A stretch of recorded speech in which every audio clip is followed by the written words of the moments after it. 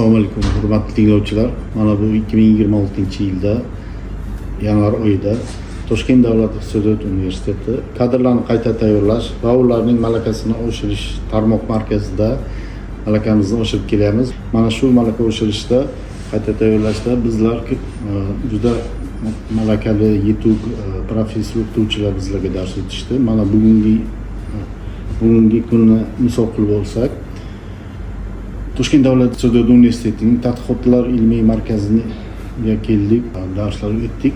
Darsda bizlar bu yerda ilmiy markazining o'rinbosari Rajab Shuhrat Zaripovning bilan tanishib, shu bilan suhbat asosida darslar o'tdik.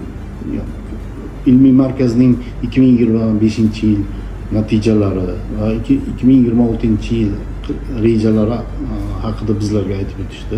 Bizga qiziq bo'ldi va kelajakda bu markaz bilan o'zaro hamkorlikda davlat tadqiqotlari va boshqa grantlarda qatnashish bizda qiziqish uyg'otdi va bu qiziqish bilan ular bilan hamkorlikda birgalikda ilmiy ishlarni olib borishni, hamkorlikda olib borishni reja qilyapmiz. Assalomu alaykum, hurmatli kuzatuvchilar. Bugun biz Toshkent davlat iqtisodiyot universitetidagi kadrlarni qayta tayyorlash tarmoq markazida o'z malakamizni oshirmoqdamiz. Shu iqtisodiyot fanlari bo'yicha malakamizni oshirish uchun shu yerga tashrif buyurdik.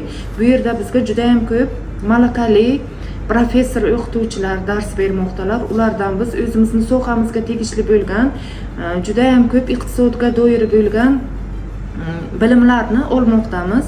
Shu bilimlar bo'yicha bilimlarni o'zlashtirib, o'zimizning hududga, viloyatga borganda o'z bilimlarimizni boshqa talabalar yoki boshqa o'zimizga o'xshagan mutaxassislar bilan ulash niyatdamiz. E'tiborlaringiz uchun rahmat. Kuzatishda bizni davom eting.